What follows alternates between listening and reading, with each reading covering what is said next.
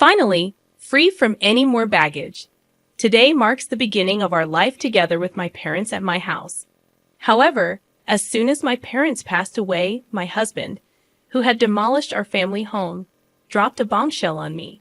Standing in front of the now non-existent house, he declared, "What are you talking about? Have you lost your mind too? Come to our house with the inheritance. Quick." His words left me dumbfounded, and I couldn't help but burst into laughter. Ah, I see. That's what this was all about. Perplexed, my husband, Howard, and my in-laws looked at me incredulously. What? Why are you laughing? I revealed the truth to them. My name is Deborah Jackson. I was born into an ordinary salaried worker family. I married Howard at 29, raised 2 children, and now, at 55, I expected a quiet life with my husband. But life took an unexpected turn. I recounted the challenges of caring for my ailing parents, particularly my mother's battle with cancer. Despite my efforts, my husband's reaction to living with my sick mother was unexpected and less than supportive. I suggested living with my mother for her sake, but Howard was reluctant. His complaints about meals, cleaning, and laundry were hurtful. Despite the challenges, we moved to my family home to care for my mother, even though Howard's initial attitude remained unchanged. As time passed, my mother's health deteriorated, leading to her hospitalization and eventual passing. Despite the emotional turmoil, Howard's lack of support during the funeral preparations left me deeply disappointed. In times like these, one wishes for their spouse's support. However, Howard was off to the side with his parents, not helping with the funeral preparations. Even during the funeral, he remained at the back of the relatives section. "Howard, I wish you would sit in the family area." I couldn't help but wish for the support that never came. When I suggested that Howard should sit with me in the family area during my mother's funeral, he responded, "No, I'm fine here. I'm not a blood relative after all." His mother, who was listening, interjected, "He's your husband, but not your mother's son, right? Howard is my son, so he's an outsider. An outsider, that's right. Howard's parents are just us. Deborah should sit in the family area alone." Even his parents echoed the sentiment, stating that Howard should not be in the family area. While seating arrangements for family members may vary by region, in our area, it's customary for sons-in-law to sit in the family area. Predictably, with Howard not in the family area, distant relatives started whispering and speculating about our relationship. After the funeral, we returned home with my brother's family, children, Howard, and his parents. Despite their insensitive remarks, I thanked Howard's parents for coming and served them coffee. However, their callousness reached new heights when they casually remarked about the condolence money being tough on them, implying relief at the end of the financial burden with my mother's passing. Stunned by their words, I forced a smile and left the room. Overhearing Howard and his parents' conversation, I learned more about their true feelings. Howard complained about living with someone else, and his parents joined in mocking me. It wasn't the first time.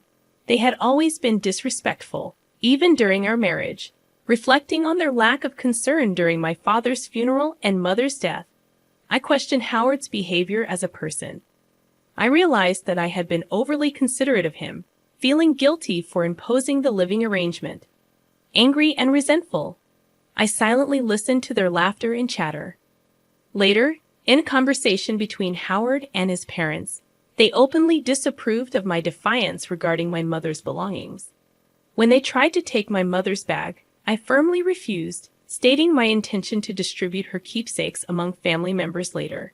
This led to a heated argument, with Howard and his parents leaving angrily, labeling me an outsider.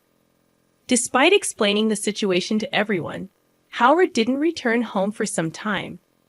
When he finally did, he surprised me by showing concern and suggesting a trip for me and the kids, even providing travel vouchers. Though unexpected, I couldn't help but feel a mix of emotions, including gratitude and confusion, at this unexpected gesture from Howard. I wonder if your father felt guilty. I said with a laugh as I decided to gratefully accept the travel vouchers from Howard. Well, I'll beat off then. Yeah, take your time. Since you're at it, stay over at the kids' places, Howard suggested. I can't be away that long, I replied. Just go. I'll relax at my parents' house. Don't worry about me, Howard said, sending me off with those words. Julia was happy to have me over. So before the trip, I visited Julia's and then Luke's homes, having been unable to visit while caring for my mother. I helped out a bit by making and freezing some meals for them. Mom, you don't get to relax at all, but thank you. It really helps. They both expressed gratitude for my home-cooked meals. This was all thanks to Howard's suggestion. Then came the long-awaited trip, and I spent a relaxing time at the hotel with my children. It seemed to heal much of the fatigue and sorrow from caregiving and losing my parents. I was away for nearly a week, but both kids returned to their homes with bright smiles. That was fun. We should thank Dad once in a while, Julia suggested. Really? Once in a while? But I wonder if he's up to something, I laughed, half-jokingly. Don't say that. Your father must have had his reasons, Julia replied. I laughed as well, planning to share the memories with Howard and start afresh in our married life. However, upon arriving home, I was at a loss for words. What's going on? The house is... I looked around in confusion, checking my location. Despite being a familiar place, our family home was gone. Then Howard appeared from nowhere, with his parents behind him, smirking at my dumbfounded expression. Howard, what's the meaning of this? I asked. Howard, like his parents, replied with an eerie smile. Finally, the baggage is gone. From today, we'll be living with my parents at my house. What are you talking about? I retorted calmly to Howard's arrogant statement. Then Howard spoke. Lost your mind? Your family home has been demolished. Come to our house with the inheritance. Already, everything you inherited belongs to Howard. I realized what had happened. The disappearance of my house was Howard's doing, all for the sake of inheritance. Despite being overwhelmed with frustration and sadness, I couldn't let Howard have his way. No way, I thought to myself. I burst into laughter at their smirking faces. What? Why are you laughing? What a strange woman. Has she gone mad? My mother-in-law looked at me as if I were something eerie. I faced them and spoke up. Don't you guys know? Know what? I then said to Howard, first of all, I didn't inherit a single penny, so there's no inheritance. I started laughing again after saying this. Maybe they thought they had become rich through inheritance. Their wild imaginations and actions were simply laughable to me. What do you mean? Explain yourself? Howard demanded an explanation, but I remained silent. I thought there was no need to enlighten them before that. I'm not going to live with strangers. If you want to live together, do it alone. Ignoring Howard's question and rejecting his initial proposition, my mother-in-law flared up in anger. You helped with your parents' household, but you won't do ours. You know why I did that, right? I agreed to live together, didn't I? I said we didn't need to live together, but you chose to do so because you didn't want to do housework. My rebuttal left Howard and my mother-in-law biting their lips in frustration. And demolishing my family home on your own. There are things you can and can't do. I yelled at them on the spot, then left the scene. Behind me, Howard's voice called out, Where are you going? However, I didn't turn back. I had to secure a place to sleep for the night, and I didn't want to see Howard's face. I immediately consulted a lawyer. It couldn't be that easy to demolish a house. The house was still in my mother's name. When I wondered which company had taken the job, an unbelievable truth came to light. Howard and my father-in-law had directly demolished the house themselves. They had meticulously prepared, enlisting the help of acquaintances from my father-in-law's demolition company and renting heavy machinery. Moreover, they had given me the travel vouchers to drive me out. The realization of being utterly deceived brought tears to my eyes and filled me with frustration. Is there any way to punish the three of them? I asked the lawyer through tears, and he smiled kindly.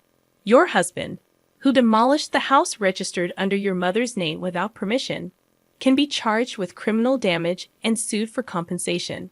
Let's start by demanding a proper apology from your husband and his parents." I nodded at his words, and the lawyer promptly started the proceedings. A few days later, an irate call came from Howard. "What's this letter of demand about?" "Oh, you received it. Since you destroyed our important house, you'll have to compensate for it." Compensate. I told you we were moving into the family home. I demolished an unused house for you. You should be grateful, not demanding compensation. Just bring your inheritance and come back home. Howard arrogantly insisted. Grateful for being demolished? Really? And about the inheritance coming home? There's none to bring since I didn't inherit anything. I shouted back over the phone. Howard fell silent, seemingly stunned by my outburst. The reason I laughed when the house was demolished was precisely this. I had a whole year to spend with my mother. It was obvious we would have discussed the inheritance. Then I said, "I don't need anything. Give it all to my brother." Thus, all cash and securities were inherited by my brother. He said that I should get the house since he lived far away and couldn't manage it. If I wasn't going to live there, it could be rented out to someone else. That was the plan for me to inherit the house anyway. Either you and your father restore the family home to its original state or pay the amount written there. This amount, I'm being kind enough to suggest a settlement. If you can't pay, I'll file a police report and sue you, I spoke firmly. Sorry, I didn't think you'd be so angry. Of course, Howard replied. I'm angry. Howard began making excuses. He thought that as long as the family home was there, he couldn't live with his parents, especially since his father had always wanted to live with us. My father-in-law was fond of Luke and seemed to have wanted to live with him. He had refused to live together back then because it would have made commuting difficult, but his parents seemed to think I was the one opposed to it. So it turns out that Howard had convinced his parents to agree to this plan by demolishing my family home and making them believe I would move in with the inheritance. But even knowing this now, there's no way I can forgive it. So please forgive me. I didn't mean any harm. Dad is remorseful too. If he's truly remorseful, then he'll agree to the settlement. I said this and hung up the phone. Howard kept calling me and sending messages to apologize. If you're sorry, then hurry up and transfer the money. I pushed Howard away with these words. I knew our family home couldn't be restored, but there was no other way to alleviate these unbearable feelings. Afterward, I stayed at Julia's house. My brother's family and my children knew about this.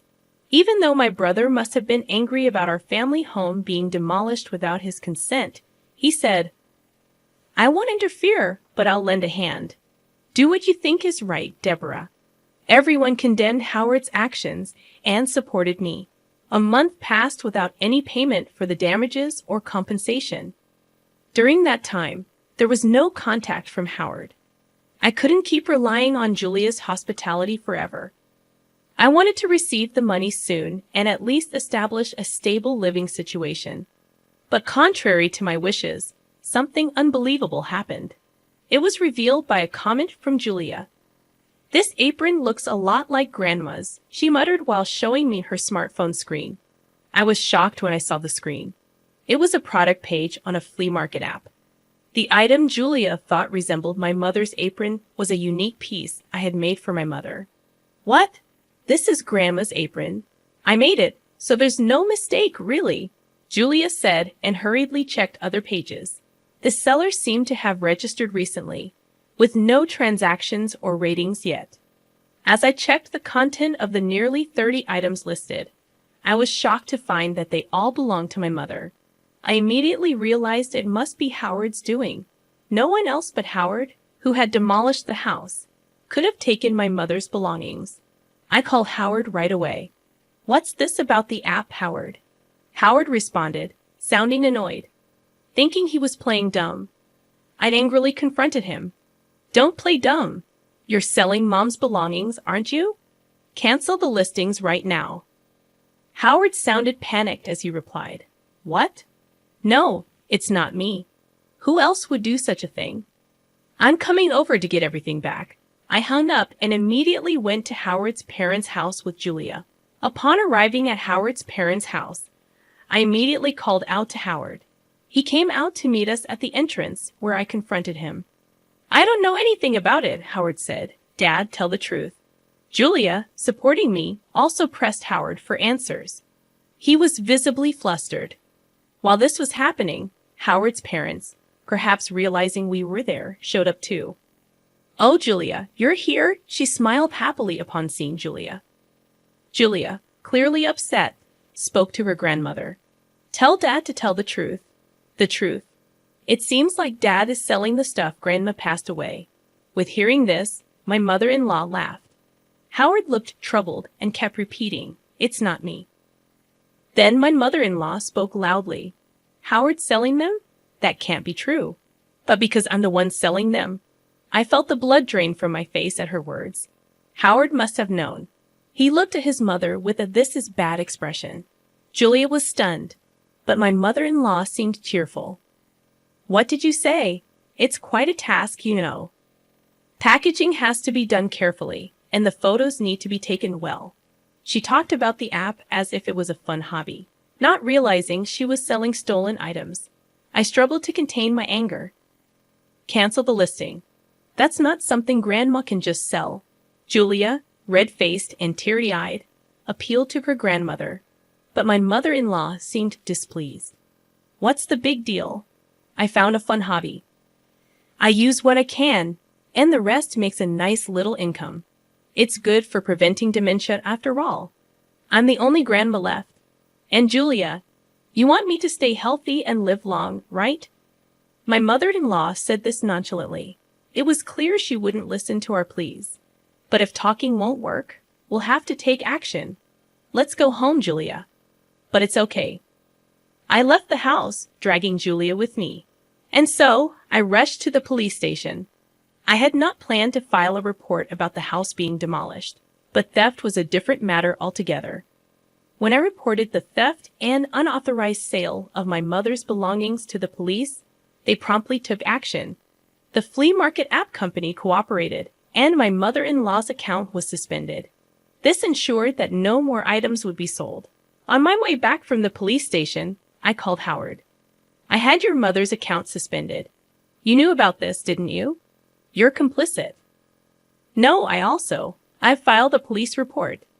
Please cooperate with the investigation. Howard became frantic at my words. What? We're family, aren't we? Please withdraw it. Strangers, right? I still haven't received any compensation or damages for the house being demolished, and I see no remorse from you. I was angry, and Howard was at a loss for words. But I am not heartless. Despite everything, I had shared a life with Howard for a long time. Sighing, I realized that there might still be a long road ahead to resolve all these issues. I said I'll wait for the money, but I won't forgive the theft. Everything must be returned. And Howard, your father looked very ill. Has he been to the hospital? What? I'm not heartless, so I'm just letting you know. I said this and hung up the phone. I had seen my father-in-law earlier, and he hadn't spoken much. He was much thinner than when I last saw him a few months ago, and his face was pasty and unnaturally dark. It was clear that he was not in good health, but I doubted that the family had noticed. My mother-in-law was nonchalantly trying to sell stolen items, and Howard was only bold towards me. That parent and child simply lacked any sense of consideration for others. The next day, my father-in-law called me. I thought he might thank me, but it was the exact opposite. You're treating me like a sick person, planning to dump me in a hospital to get rid of me, huh? I have to protect Howard and your mother from you. I'm not going to any hospital, he scolded. I was concerned for him, yet this was how he responded. I apologize if it was out of line. I was just concerned, I'm not weak and short-lived like your parents. Don't patronize me. I was angry at his words, but a few days later, he apparently felt unwell and went to the hospital. The diagnosis was terminal cancer. Howard called me in a panic. Dad has terminal cancer. What should I do? I snorted. That's none of my concern.